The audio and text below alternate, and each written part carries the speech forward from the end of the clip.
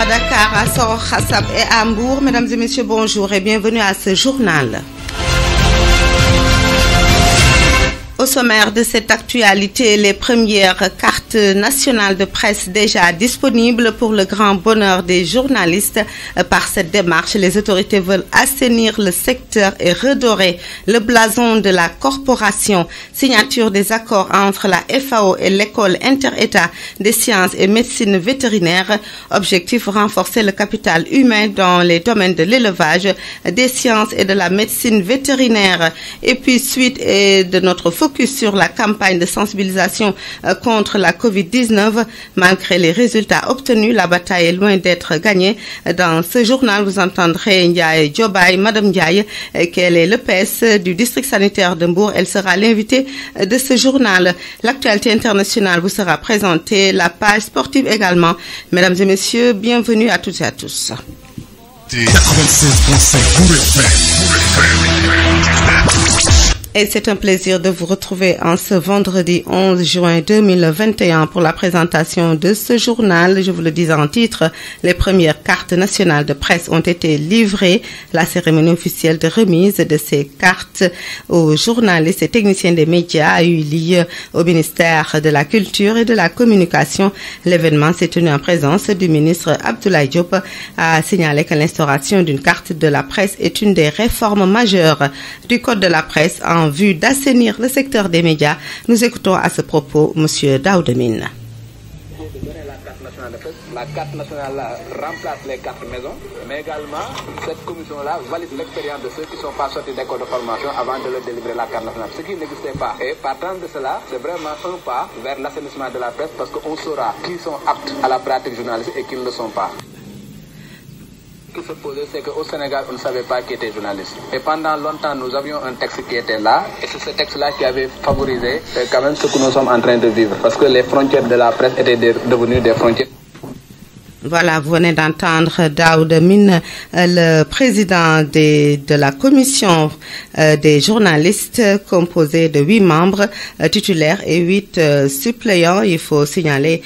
qu'il y a également un représentant du ministère de la Justice, un représentant du ministère chargé de la Communication, un représentant du ministère chargé du Travail, un représentant de l'organe de régulation de la chaîne de valeur audiovisuelle, mais également un représentant de l'organe d'autorégulation, et puis figure également un représentant de l'organisation patronale de la presse la plus représentative, un représentant du syndicat des professionnels des médias le plus représentatif également. Selon le code de la presse, la commission de la carte nationale de presse fait également office de commission de validation des acquis de l'expérience et se doit d'assurer la publication de la liste des journalistes détenteurs de la carte nationale de presse par tous les moyens appropriés. Et puis à signaler que le texte indique que le journaliste ou le technicien a droit à la carte nationale de presse et que seuls les détenteurs d'une carte nationale de presse peuvent désormais se prévaloir de la qualité de journaliste ou de technicien des médias à l'occasion de l'établissement de tout acte administratif en vue de bénéficier des dispositions prises en faveur de la presse par les autorités étatiques. Dans un instant, la suite du journal. Vous écoutez 96.5 Exactement à 15h06, je vous le disais en titre, convention entre le bureau sous-régional de l'Organisation des Nations Unies pour l'alimentation et l'agriculture pour l'Afrique de l'Ouest et l'École inter-État des sciences et médecine vétérinaire. Ils ont signé un protocole hier. La cérémonie de signature de cet accord s'est tenue dans les locaux de cet institut de l'Université Cheikh Anta Diop de Dakar. L'objectif de cette convention est de renforcer le capital humain dans les domaines de l'élevage, des sciences et de la médecine vétérinaire, mais aussi de développer des outils et des stratégies de lutte contre les maladies animales. Écoutons à ce propos le représentant du bureau sous-régional de l'Union des Nations Unies pour l'alimentation et l'agriculture. Je me réjouis de la tenue de cette importante cérémonie qui est le fruit d'une coopération exemplaire et l'aboutissement d'un long processus. La collaboration entre l'École inter-État des sciences et médecine vétérinaire et l'Organisation des Nations Unies pour l'alimentation et l'agriculture s'est illustrée dans plusieurs domaines. notamment dans le renforcement des capacités dans le domaine de la santé publique, l'équipement de laboratoires, la lutte contre la résistance aux antimicrobiens, la sécurité sanitaire des aliments et bien d'autres domaines qui contribuent à la sécurité alimentaire et à la résilience de nos communautés. À cet effet, la FAO a soutenu en 2017 le développement et l'intégration des modules One Health dans 4 masters dans l'ISMV. Dans la même dynamique, la FAO a octroyé 3 bourses pour le master en surveillance et gestion de la faune en 2017-2018. Dans le domaine de la biosécurité et biosureté, la MSMV a développé avec l'appui de la FAO et en collaboration avec l'École supérieure polytechnique de Dakar un curricula sur cette thématique. Mesdames et messieurs, l'ISMV a également joué un rôle capital dans la mise en œuvre du programme de formation des vétérinaires en épidémiologie du terrain, ISAVET, pour les pays d'Afrique de l'Ouest et du Centre, en collaboration avec Texas University et l'unité du Centre d'urgence pour la lutte contre la maladie animale transfrontalière ECTAD de la FAO. Ce travail se poursuit avec l'engagement de vos enseignants dans l'élaboration et la révision des modules, ainsi que leur contribution comme mentor académique et évaluateur du programme ISAVET, qui vient de boucler sa première cohorte avec 4 sections de formation. Voilà, vous venez d'entendre le représentant du bureau sous-régional de l'Union des Nations Unies pour l'alimentation et l'agriculture FAO à Dakar, toujours par rapport à cette signature de convention, a signalé que la collaboration entre cet institut et la FAO, qui date de très longtemps, s'est illustrée notamment dans le renforcement des capacités dans le domaine de la santé publique, l'équipement des laboratoires, la lutte contre la résistance aux antimicrobiens. Écoutons le professeur Yakla Yamba Kabore, il est le directeur général de l'école inter-État des sciences et médecine vétérinaire. Très heureux de vous souhaiter, au nom des composants de l'ISMV et au nom du président du conseil d'administration de l'ISMV, le professeur Adama Diawara, ministre de l'enseignement supérieur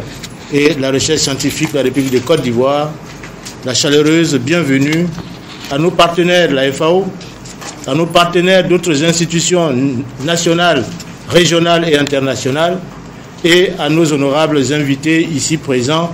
ou qui nous font l'honneur de nous suivre en ligne par la magie de la technologie. Merci d'avoir répondu à notre invitation. Alors, la présente cérémonie solennelle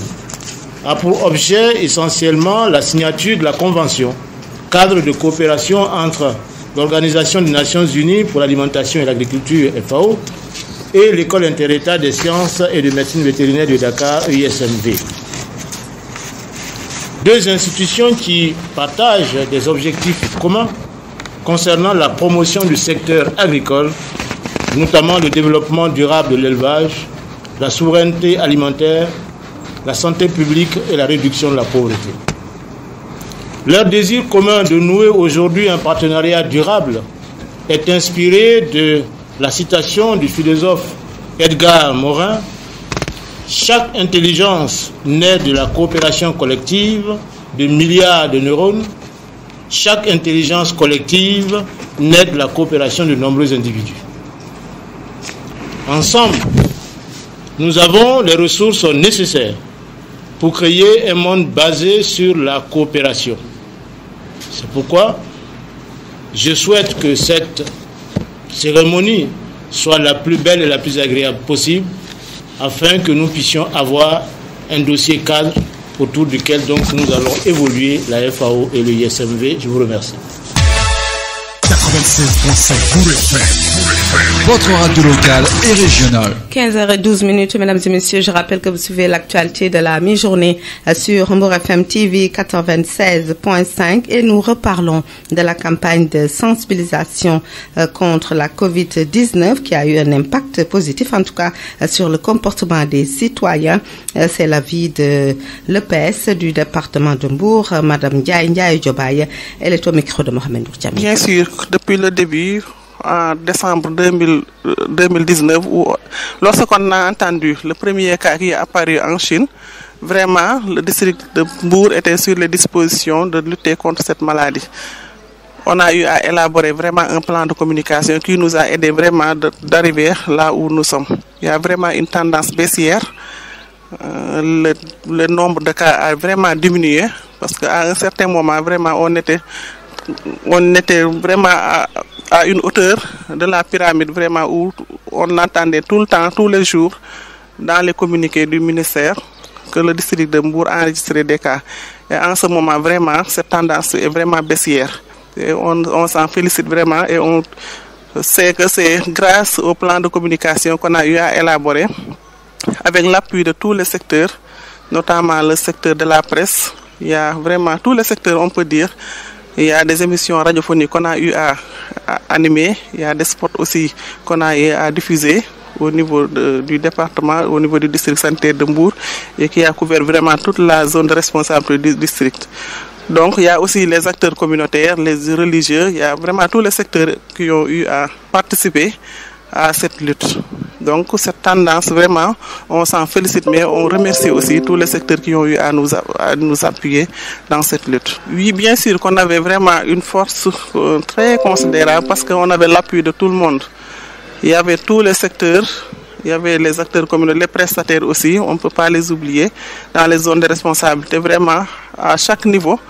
Il y avait vraiment un plan opérationnel qui marchait très bien et qui nous a valu ces résultats. Ah, bien sûr, parce que même au début, jusqu'à présent, il y a des gens qui n'ont jamais cru que cette maladie existe, puisque c'est une maladie nouvelle.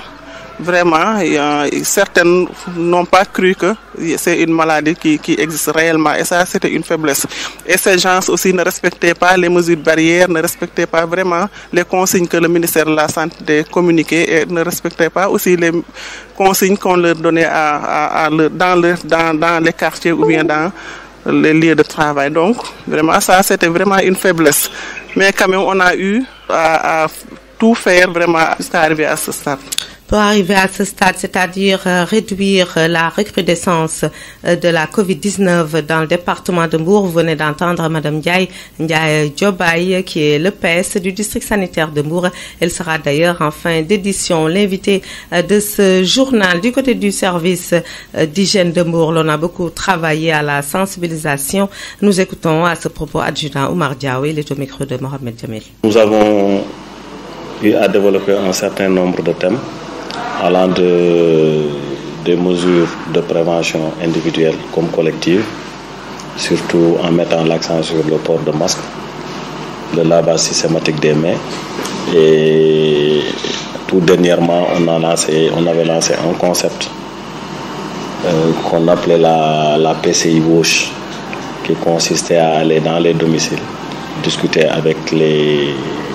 responsables de famille, leur expliquer quelle est la procédure à faire quand on a en face de nous une COVID dans notre domicile, et quelle était l'importance de l'utilisation du chlore à domicile et comment il fallait procéder pour pouvoir prendre en charge la PCADOM, la prise en charge, faire la prise en charge à domicile. Donc c'est des thèmes qui ont été développés. Nous avons eu à capitaliser un certain nombre d'éléments, et je pense que les gens ont bien compris et ça nous approprié aussi de ces concepts-là. Maintenant, ce qui reste à faire, c'est de consolider ces acquis-là. Il est bien de faire des émissions, de demander aux gens de changer de comportement, mais il ne faut pas arrêter de parler, et il ne faut pas aussi reprendre les anciennes habitudes. Parce qu'il faut mettre autant d'argent, autant de moyens, autant d'énergie et au finish que les gens reprennent les anciennes habitudes, en fin de compte, ça n'a pas de sens. Oui, ça a eu un impact, ça a eu un impact parce que on a vu depuis un certain temps, on n'entend plus de cas dans le département. Donc ça veut dire que les gens ont bien su les leçons qui les ont été transmises. Donc c'est vrai qu'il y a eu un relâchement quand même. Depuis un certain temps, les gens ne portent plus les masques, ne se méfient pas trop comme ils se méfiaient auparavant. La distanciation physique n'est plus respectée. Mais au moins, on sent quand même qu'il y a pratiquement plus de cas. Donc ça veut dire que le fait d'avoir accentué la communication sur certains aspects a porté ses fruits. Voilà, venez d'entendre l'adjudant Oumar Diao, le chef du service d'hygiène de Mbour. Certainement, dans nos prochaines éditions, nous l'aurons en invité de la rédaction car il est revenu très largement sur cette campagne de sensibilisation contre la Covid-19. Avant de clore cette rubrique santé, le point corona du jour avec ce communiqué 467 du 11 juin 2021 sur 1322 tests réalisés, 50 sont revenus positifs. Parmi ces cas, 14 sont des cas contacts, 36 sont issus de la transmission communautaire. On compte aujourd'hui 45 personnes qui ont été déclarées guéries, 9 cas graves sont pris en charge en réanimation et on compte aussi 0 décès. Et puis depuis l'apparition de la Covid-19 à nos jours, 41 900 personnes ont été déclarées positives, 40 449 sont guéries et 1150 décès ont été enregistrés et 300 personnes sont actuellement sous traitement. Et puis avec la vaccination contre la Covid-19, 476 449 personnes ont été vaccinées. L'actualité internationale, c'est tout de suite.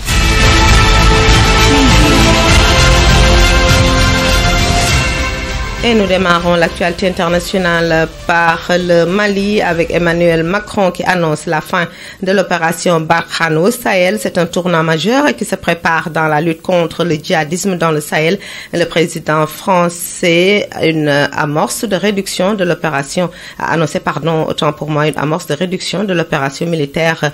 anti-djihadiste Barkhane, notamment au Mali, frappé par un récent coup d'État lors d'une conférence de presse à l'Élysée en amont du G7. Cette transformation va notamment passer par la fermeture de bases de l'armée française et par la priorité donnée à la lutte contre les djihadistes par les forces spéciales. Algérie, deux figures du Irak arrêtées à 2 jours des législatives. Il faut signaler qu'il est l'un des visages les plus populaires du Irak. Il s'agit de l'opposant Karim Tabou ainsi que le directeur d'une station de radio proche de ce mouvement pro-démocratique. Ils ont été arrêtés à la veille des élections législatives. Karim Tabou, rappelons-le, âgé de 47 ans, avait été libéré le 29 avril dernier sous contrôle judiciaire après une altercation avec Bouvid Lagzgari, le président du Conseil national des droits de l'homme, une organisation officielle. Et puis, Éthiopie, quelques 350 000 personnes sont menacées par la famine au Tigré, alors que des groupes armés bloquent l'aide humanitaire. Selon les Nations Unies, cela est dangereux, surtout 6 mois après la fin de la guerre dans cette région du nord de l'Éthiopie, opposant l'armée au gouvernement rebelle de la province.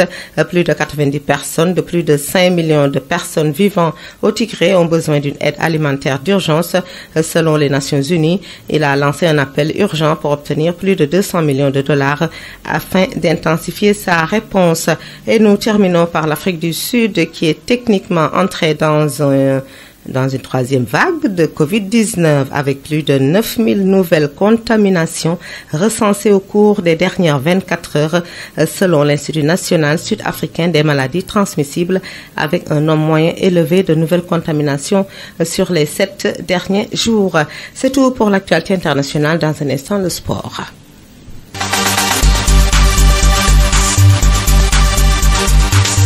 Et nous parlons avec la collaboration de Mam Salawan de football avec l'équipe nationale d'Algérie opposée aujourd'hui à celle de la Tunisie et qui pourrait battre le record d'investibilité chez les sélectionneurs africaines, chez les sélections plutôt africaines, à condition de ne pas perdre cette rencontre amicale wait and see. En tout cas, pour ce qui concerne le Jaraaf de Dakar, il s'est qualifié pour les 11e de finale de la Coupe du Sénégal en venant à bout de Teungueth FC 2-1 à l'issue de la séance des tirs au but. Et puis sachez que le match Sierra Leone-Bénin reporté par la Confédération africaine de football après les incidents survenus en mars dernier autour des tests de Covid-19 a été reprogrammé au 14 juin prochain sur la base d'un jugement rendu hier par le tribunal arbitral du sport. Exactement à 15h22 dans un instant, l'invité de la rédaction. Il s'agit de l'EPS du district sanitaire de Mour, Madame Ndiaye Diobaye. Elle répond aux questions de Mohamed Ndour-Djamil. Bien sûr, depuis le début, en décembre 2019, lorsqu'on a entendu le premier cas qui est apparu en Chine, vraiment, le district de Mour était sur les dispositions de lutter contre cette maladie. On a eu à élaborer vraiment un plan de communication qui nous a aidé vraiment d'arriver là où nous sommes. Il y a vraiment une tendance baissière. Le nombre de cas a vraiment diminué parce qu'à un certain moment, vraiment, on était vraiment à une hauteur de la pyramide, vraiment où on entendait tout le temps, tous les jours, dans les communiqués du ministère, que le district de Mbour enregistrait des cas. Et en ce moment, vraiment, cette tendance est vraiment baissière. Et on s'en félicite vraiment et on sait que c'est grâce au plan de communication qu'on a eu à élaborer avec l'appui de tous les secteurs, notamment le secteur de la presse. Il y a vraiment tous les secteurs, on peut dire. Il y a des émissions radiophoniques qu'on a eu à animer. Il y a des spots aussi qu'on a eu à diffuser au niveau du département, au niveau du district sanitaire de Mbour et qui a couvert vraiment toute la zone de responsabilité du district. Donc il y a aussi les acteurs communautaires, les religieux, il y a vraiment tous les secteurs qui ont eu à participer à cette lutte. Donc cette tendance, vraiment, on s'en félicite, mais on remercie aussi tous les secteurs qui ont eu à nous appuyer dans cette lutte. Oui, bien sûr qu'on avait vraiment une force très considérable parce qu'on avait l'appui de tout le monde. Il y avait tous les secteurs, il y avait les acteurs communautaires, les prestataires aussi, on ne peut pas les oublier, dans les zones de responsabilité, vraiment, à chaque niveau. Il y avait vraiment un plan opérationnel qui marchait très bien et qui nous a valu ces résultats. Ah, bien sûr, parce que même au début, jusqu'à présent, il y a des gens qui n'ont jamais cru que cette maladie existe, puisque c'est une maladie nouvelle. Vraiment, certaines n'ont pas cru que c'est une maladie qui existe réellement. Et ça, c'était une faiblesse. Et ces gens aussi ne respectaient pas les mesures barrières, ne respectaient pas vraiment les consignes que le ministère de la Santé communiquait et ne respectaient pas aussi les consignes qu'on leur donnait dans les quartiers ou bien dans les lieux de travail. Donc, vraiment, ça, c'était vraiment une faiblesse. Mais quand même, on a eu à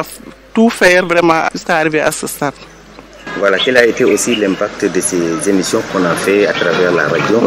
dans l'enceinte de la société ou bien dans votre localité? Voilà, vraiment, on ne peut pas remercier assez les organes de presse locaux. Parce que depuis le début, on diffusait des spots, on faisait des émissions radiophoniques et on sait que vraiment ces émissions et ces spots pouvaient arriver jusqu'au dernier kilomètre des zones de responsabilité. Et ça, c'est important aussi, parce qu'on a des acteurs communautaires au niveau des zones de responsabilité. Il y a les prestataires qui sont là-bas, mais on sait que vraiment, ces radios et ces émissions et ces spots peuvent vraiment trouver les gens jusque dans leur propre chambre. Donc ça, c'est très important. On ne peut pas nier que vraiment ça nous a bien appuyé dans cette lutte et dans le déroulement de ce plan d'action que le district sanitaire avait mis en place. Quelles ont été aussi les leçons apprises? Voilà, ce qu'on a vraiment retenu de cette lutte, c'est que vraiment c'était une maladie nouvelle. Et au début, on ne savait pas que, au niveau de certains secteurs, ils ne savaient pas que vraiment ils pouvaient résister à une telle situation. Mais ça nous a permis vraiment de savoir que on a vraiment des forces au niveau de nos services. Et ça nous a vraiment permis aussi de savoir que même si une autre chose qui n'est pas souhaitable était arrivée, qu'on pouvait vraiment résister à celle-ci. Donc, puisque c'est une nouvelle maladie, il y a vraiment beaucoup de choses qui sont ressorties qu'on ne savait même pas qu'on a ces acquis. Donc, même si on ne dit pas alhamdulillah, que cette maladie est venue nous montrer que nous sommes vraiment résistants aussi, c'est le cas vraiment. On sait que cette maladie nous a montré que vraiment on est vraiment résistant, puisque dans les pays européens ou bien dans les autres pays à l'extérieur de l'Afrique, on sait que le système communautaire n'est pas très développé. Alors que ici en Afrique, vraiment, c'est le système communautaire qui nous a aidé à vraiment sortir de cette pandémie, ou bien qui nous pousse vraiment à sortir de cette pandémie. Il y a les acteurs communautaires, les radios communautaires, les religieux vraiment qui sont vraiment dans la population, dans la société et qui peuvent vraiment nous ressortir de certaines situations qui n'est pas existantes dans les autres pays. Quelles recommandations pouvez-vous faire? Voilà, nous recommandons à tout le monde vraiment de continuer à respecter les consignes du ministère de la Santé, à respecter vraiment les mesures barrières, vraiment, sachons que la maladie est toujours là, parce que chaque jour on dénombre des cas. Et parmi ces cas aussi, on a vraiment malheureusement des cas de décès qu'on dénombre chaque jour ou bien chaque 2 jours. On a 2 à 5 personnes qui décèdent de cette maladie. Donc, vraiment, il faut continuer cette lutte. Le plan d'action est toujours là. Si vraiment, on sait que les radios communautaires sont toujours à notre disposition, on demande à tout organe de presse vraiment de continuer ce qu'on avait débuté depuis le début jusqu'à arriver à un stade où on dira que le Sénégal est à 0 cas. 15h29, mesdames et messieurs, c'est cet invité de la rédaction qui boucle cette édition. Toutes nos excuses de ne pouvoir vous rappeler ce qu'on a développé, car c'est le temps qui nous est imparti qui est terminé. Merci de nous avoir prêté une oreille attentive. Merci à Mohamed Jamil pour la réalisation, DJ Paco assisté par Léa Soussen qui était à la partie technique. Merci également. Restez avec nous. Dans un instant, vous aurez le journal en wolof. À tout à l'heure.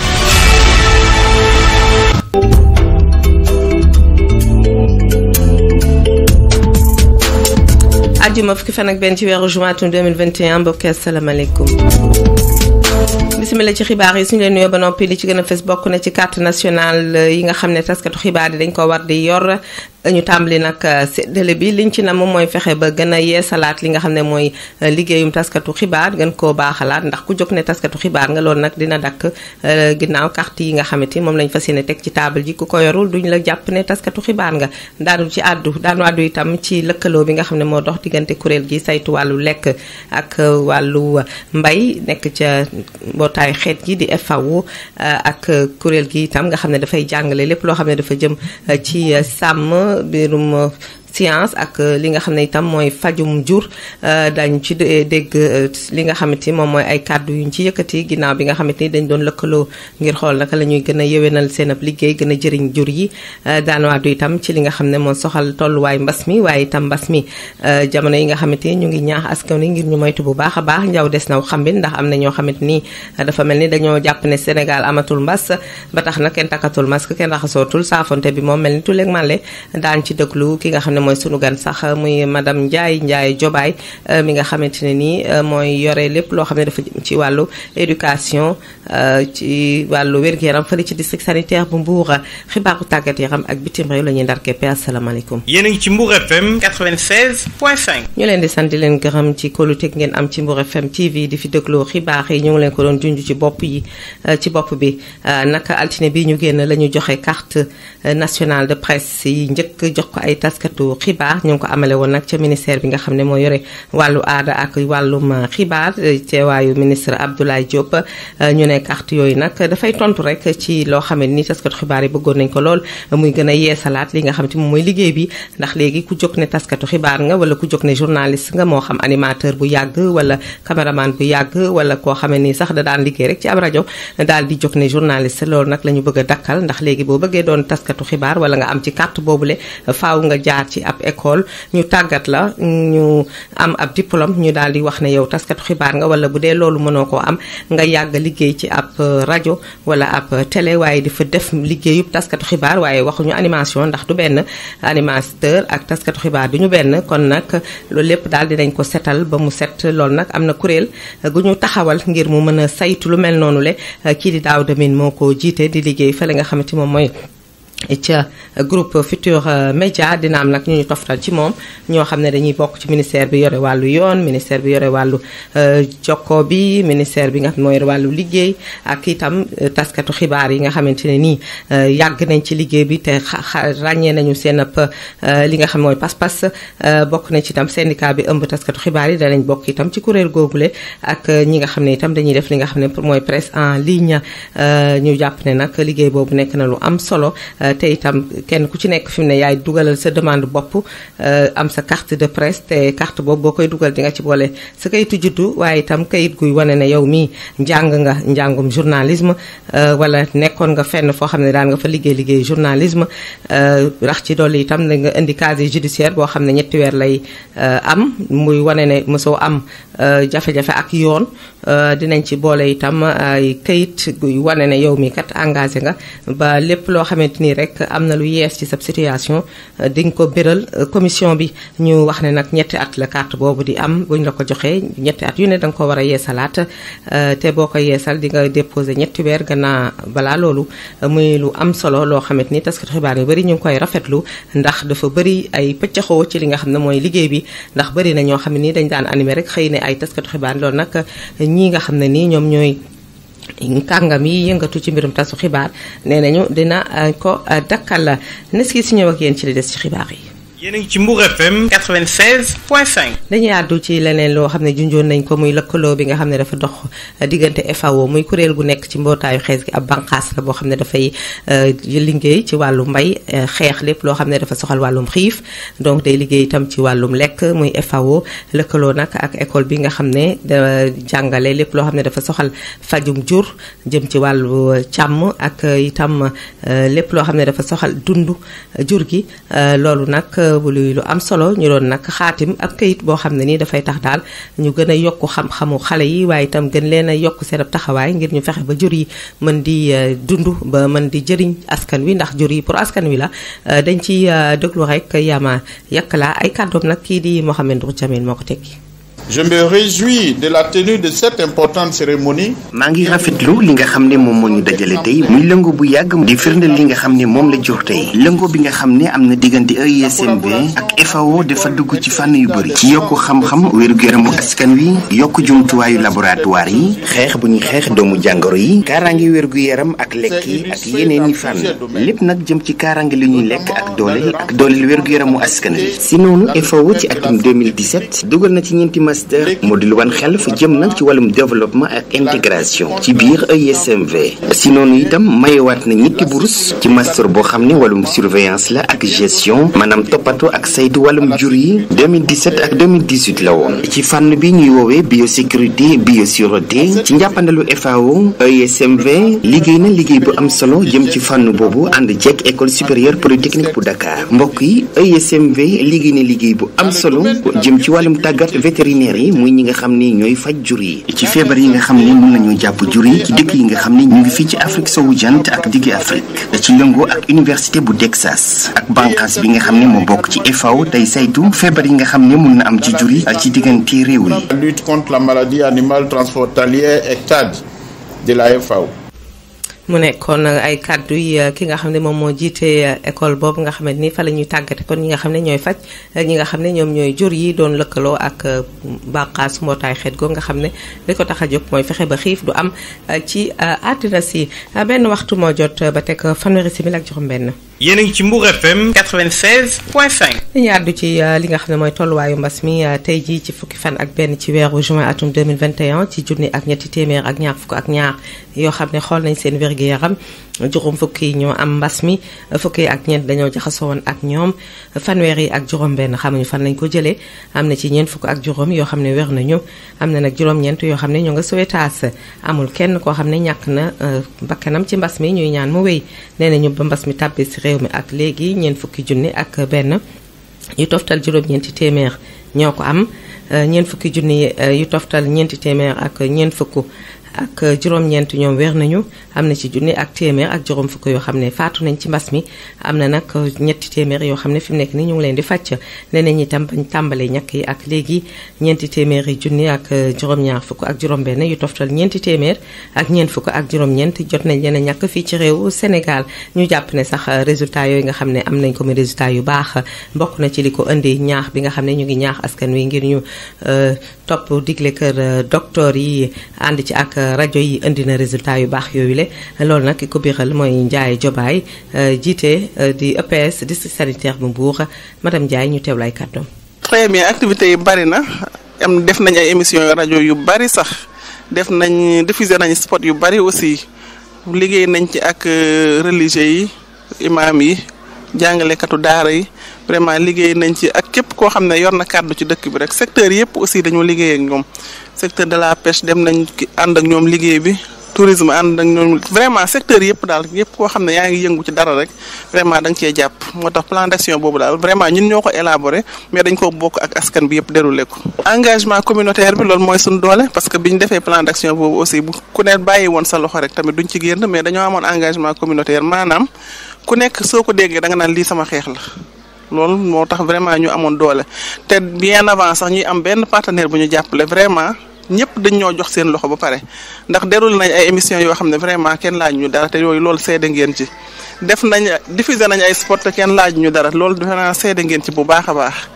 ak leneen activité vraiment amul benn secteur boo xam ne imposé nañu dara pour ñu liggéey loolu engagement boobu nag moom moo doon suñ force te vraiment population bi tamit biñ xamee ne wax dëgg lii mbas la te mën nañoo yóbbu ci foo xam ne duñ fa mën a génnal suñ bopp tamit ñëpp dañoo daal di adhéré commencé di takk masque yi di cérémonie yi gisoon nañ ne amatul woon vraiment ku nekk fa nga toll woon daal def nga ci sa loxo ba nga xam ne xeex bi vraiment gagné wuñ ñun ñoo ko féete kaw bu baax. waa faiblesse moom xam nga lu ñëw rek du ci mën a ñàkk parce que am na ñoo xam ne vraiment yéex nañoo nangu ne sax mbas mi am na te loolu c'était vraiment une faiblesse yéex boo nee takk leen masque duñ ko nangu rassemblement yi aussi tout le temps ñu ngi woon sur le terrain ndax bu doon dañoo wax benn yoon rek ñëpp bàyyi defe naa loolu force lay doon boo xam ne moom vraiment benn xeex lay doon mu jeex mais nag nit ñu bari nag dañoo yeexoon a nangu ne vraiment xeex bi kii na te tamit lañu amoon depuis ci début ba tamit fokkante ne moo fi nekk ba léegi muy ay moyens yoo xam ne moo ñuy jàppale ci xeex bi tamit yaakaar naa ba tey daf ñu koy gën a yombalal mais moyens yu bari tamit amatul loolu moom mooy suivi bi nga xam ne moom moo waroon a am tamit lu bari da cee am tuuti gàllankoor mais daal vraiment ñu ngi sant bu baax. loolu c'est évident vraiment émission yi am na coppite bu baax parce que population yi gox boo dem am na acteur communautaire am na point de prestation boo xam ne am na prestataires yu fa nekk mais rajo yi souvent dañuy àgg foo xam ne nit ñi duñ mën a joti foofu ndax fu doomu aadama nekk rek benn poste de rajo bu ndaw bu fa nekk da ngay mën a am information bu baax loolu moo lay wax ne vraiment rajo yi moom kenn amul seen fay ndax dañuy àgg fépp.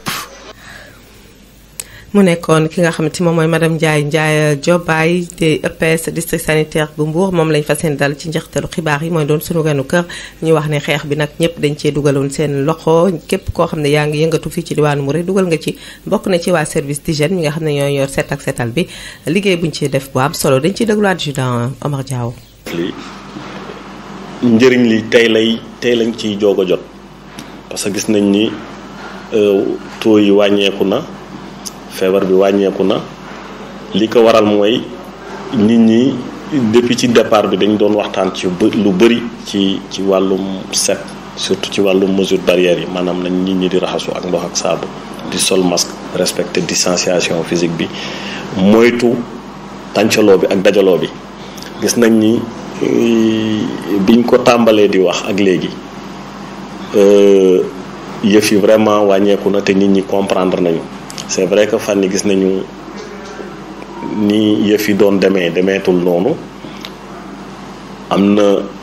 lu ko waral mun nañu wax ni xëy na émission yi ñu doon def résultat yi mooy loolu mais doolee ci vaccination bi ñu tàmbali di def gis nañ ni nit ñi ñu ngi ñàkku donte début bi amoon na coow mais man gëm naa ni en tant que acteur de santé gëm naa ni moyen de prévention bi gën a wóor ci feebar bi nga xam ni amul garab mooy ñàkku en dehors yenn mesures de prévention yi ñu tàmmoon di def di wax bu fekkee ñàkku bi dolleeku na ci loolu dina tax vraiment feebar bi mun a wàññeeku de manière considérable. waaw am na ñu mu soppi mais xam nga man souvent damay faral di wax ni changement comportement du lu yomb te bu ñu buggee nit ñi vraiment changer comportement am des actes civiques waruñu miser ci mag parce que jikko ak borom pax mag pour nga changer loo ko habitude lu jafe la dina changer nag pour tout un début mais pour mu mun deñ complètement ci moom dafay jafe donc meilleur moyen bi nga xam ne nit ñi war nañ ci mën a accentuer wu changement de comportement c'est de ñu jéem a miser ci xale yi d'abord xale bi ñu xamal ko nan la war a comporter wu par rapport ak telle situation bu jaree autorités yi jéem a xool nu ñuy delloo li amoon d'antan ci école yi ñu indiwaat ko mooy éducation civique éducation sanitaire éducation morale loolu c'est fondamental. loolu c'est fondamental muy éducation civique ak morale bokk na ci li nga xam ne mën na yar xale yi bu baax a baax ñuy gërëm adjudant Oumar Diawo jiite service d'hygiène bu Mbour nes ki si ñëw ak yéen ci xibaaru bitim réew. dañ koy door ak Mali ak opération Barkhane xam ngeen ne fan yi ñu génn Emmanuel Macron doon na wax ne boo moytuwul dana wàññi bu baax soldat français yi nga xam ne ñoo fa nekk loolu nag dëggal na ko ginnaaw bi nga xamante ni ndajem G7 bi ñu ngi koy waajal moom nag jàkkaarloo nag taskatu xibaar yi gën ko féddali wax ne nag kon dinañu wàññi bu baax a baax soldat français yi nga xam ne ñoo nekk ca Mali gannaaw bañ fa nemmee ko coup d'état ci biir coup d'état moom nag muy wax ne daal fi mu nekk nii li ko soxal nekkatu sax Mali waaye xeex ñi nga xam ti ñoom ñooy sàmbaabo yi ñu duppee ay jihadiste te ñuy nasaxal askan wa ñu dem ba Algérie wax ne am na fa ñaar ñoo xam ne teg nañ leen loxo bokk na ci ki nga xam ci moom mooy Karim Tabou nga xam ne moom mooy jiite li nga xam ci moom mooy Hirak muy mouvement bu am solo boo xam ne moom dafay xeex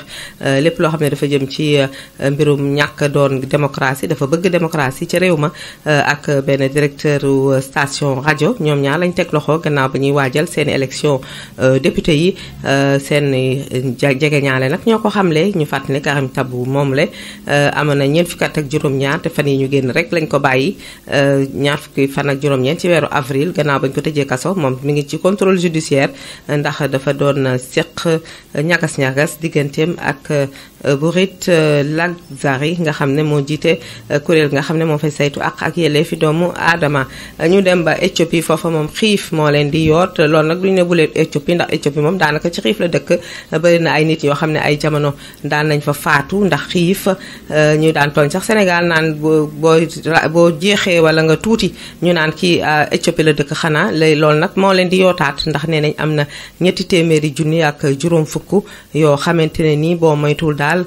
xiif nar na leen a sonal ndax xam ngeen ne foofa ca Éthiopie ca Tigré dafa am ay samba boy yoo xam ne bu ñu yónnee lekk jële ko ci mbootaay xeet gi di ko yóbbu ca dëkk ba ñoom dañ koy dogaale donc caxat-caxatee ko ba askan wa duñ ca jot muy lu doy waar loo xamante ni nag kuréel mbootaay xeet gi mi ngi koy ñaawlu ne daal bu ñu moytuwul lii raam ci ñàkk bi la jëm ndax askan wa foofa soxla nañ ko waaye samba boy ñoo leen tere yóbbu lekk gi ñoom nag ci seen wàll boobu ñuy xayma lekk yooyu ñu leen war a dimbalee ngir ñu mën a taxaw toll na ci 2 millions ci ay dollars ñu jeexal Afrique du Sud mbas mi sonal na leen lool ndax ñoom ñetteel bi vague la ñuy wax jamono yi nga xam ne ñu ngi naan Sénégal mbas mi jeex na fi Afrique du Sud moom dafaa gën a yokku ndax am na juróom-ñeenti junni yoo xamante ni ci bisu benn fan ci la ñuy am ay cas maanaam juróom-ñeenti junni yu am mbas mi ci benn fan muy lu doy waar loo xamante ne ni nag ñay yëngatu ci wàllu wér-gu-yaram ñoo ngi koy ñaawlu di wax ne askan wi nag dañoo nanguwul la saatloog la ko docteur santaane moo tax daal bu ñu moytul moom Afrique du Sud moom musiba dana leen dal ci wàllu mbas mi ndax dugg nañ ci 3e vague mbokk yi ci kanam ñëw ak yéen ci tàggat yaram. dañuy àddu ci li nga xam ne dafa soxal mbirum football wax ne Algérie xam ngeen ne ba mu tàmbalee di football ak léegi surtout ci li nga xam ne mooy éliminatoire yi kenn daanagu ko ba tax ñu naan moom kat dafa nekk koo xam ne mooy gaynde gi taxaw ci diggi àll bi te kenn du ko daan ci wàllu woowu nag ñuy xalaat ne war na jàkkaarloo ak Tunisie bu fexee ba daan Tunisie loolu dañ koy dëggal muy match boo xam ne ñu ngi koy waajal match amical contre Tunisie. Jaraaf bu Dakar qualifié na ci 16e de finale yi Sénégal gannaaw bu mu daanee Teungueth FC ñaari bal ci benn ci séance tir au but ñu jeexal ak Sierra Leone Benin xam ngeen ne dañ ko dàqoon kuréel gi yor wàllu football bi ci Afrique moo ko dàqoon ndax ay jafe-jafe yu fa amoon ci wàllu wér-gu-yaram ndax am na ñoo xam dañ ne bi ñuy ñëw def ñu test mbas ba tax na dañ leen a war a kii ci loolu nag ñu jàpp ne ginnaaw bi nga xamante ni wax nañ loolu match boobu nag dañ ko reporté ba fukki fan ak ñeent ci weeru juin atum 2021 ngir tribunal arbitral bu sport moom moo ko xamle mbokk yi ci kanam dalal sunu gan. madame Ndiaye Diobaye EPS district sanitaire bu Mbour laaj ak tontu ak Mohamed Ndour Diame. très bien activités yi bari na def nañ ay émissions rajo yu bari sax diffusé nañ spot yu bari aussi. liggéey nañ ci ak religieux yi imam yi jàngalekatu daara yi vraiment liggéey nañ ci ak képp koo xam ne yor na kàddu ci dëkk bi rek secteur yëpp aussi dañoo liggéey ak ñoom secteur de la pêche dem nañ ànd ak ñoom liggéey bi tourisme ànd ak ñoom vraiment secteur yëpp daal yëpp koo xam ne yaa ngi yëngu ci dara rek vraiment da nga cee jàpp moo tax plan d'action boobu daal vraiment ñun ñoo ko élaboré mais dañ koo bokk ak askan bi yëpp déroulé ko. li nga xam ne nag moom moo nekkoon seen force seen doole loolu la woon wala amoon na leneen lu ci bokk. engagement communautaire bi loolu mooy suñu doole parce que bi ñu defee plan d'action boobu aussi bu ku ne bàyyi woon sa loxo rek tamit duñ ci génn mais dañoo amoon engagement communautaire maanaam ku nekk soo ko déggee da nga naan lii sama xeex la. loolu moo tax vraiment ñu amoon doole te bien avant sax ñuy am benn partenaire bu ñu jàppale vraiment ñëpp dañ ñoo jox seen loxo ba pare ndax déroulé nañ ay émissions yoo xam ne vraiment kenn laaj ñu dara te yooyu loolu seede ngeen ci diffusé nañ ay sport te kenn laaj ñu dara loolu vraiment seede ngeen ci bu baax a baax ak leneen activité vraiment amul benn secteur boo xam ne imposé nañu dara pour ñu liggéey loolu engagement boobu nag moom moo doon suñ force te vraiment population bi tamit biñ xamee ne wax dëgg lii mbas la te mën nañoo yóbbu ci foo xam ne duñ fa mën a génnal suñ bopp tamit ñëpp dañoo daal di adhéré commencé di takk masque yi di cérémonie yi gisoon nañ ne amatul woon vraiment ku nekk fa nga toll woon daal def nga ci sa loxo ba nga xam ne xeex bi vraiment gagné wuñ ñun ñoo ko féete kaw bu baax. ndax amoon ay faiblesse aussi. waa faiblesse moom xam nga lu ñëw rek du ci mën a ñàkk parce que am na ñoo xam ne vraiment yéex nañoo nangu ne sax mbas mi am na te loolu c'était vraiment une faiblesse yéex boo nee takk leen masque duñ ko nangu rassemblement yi aussi tout le temps ñu ngi woon sur le terrain ndax bu doon dañoo wax benn yoon rek ñëpp bàyyi defe naa loolu force lay doon boo xam ne moom vraiment benn xeex lay doon mu jeex mais nag nit ñu bari nag dañoo yeexoon a nangu ne vraiment xeex bi kii na te tamit lañu amoon depuis ci début bi tamit fokkante ne moo fi nekk ba léegi muy ay moyens yoo xam ne moo ñuy jàppale ci xeex bi tamit yaakaar naa ba tey daf ñu koy gën a yombalal mais moyens yu bari tamit amatul loolu moom mooy suivi bi nga xam ne moom moo waroon a am tamit lu bari da cee am tuuti gàllankoor mais daal vraiment ñi ngi sant bu baax. ndax itam am na ay coppite émission yi nga xam ne def nañ ko au niveau de la rajo est-ce que am na ay coppite ci biir askan wi. loolu c'est évident vraiment émission yi am na coppite bu baax parce que population yi gox boo dem am na acteur communautaire am na point de prestation boo xam ne am na prestataire yu fa nekk mais rajo yi souvent dañuy àgg foo xam ne nit ñi duñ mën a joti foofu ndax fu doomu aadama nekk rek benn poste de rajo bu ndaw bu fa nekk da ngay mën a am information bu baax. loolu moo lay wax ne vraiment rajo yi moom kenn amul seen fay ndax dañuy àgg fépp dañuy àgg fépp foo xam ne nit mën nga fa rek rajo bi mën na faa àgg diffuser le spot wala mu wax émission boo xam ne vraiment da nga ciy am information yu baax sensibilisation bu am doole lay doon ñoo tax vraiment rajo yi moom duñ fàtte benn yoon jàppale bi nga xam ne jàppale nañ ñu ko ci biir xeex mbas mi. ndax am na ay leçons yu ñu ci jàpp aussi. leçons yi ñu ci jàpp mooy tout le temps dañuy xam ne vraiment am nañ fu ñu mën a wéeru. te loolu dafa am solo ndax mbas mi bi mu ñëwee daf ñoo bett nit ñu bari séntu wuñu woon ne vraiment lu mel nii mën naa xew ci àdduna bi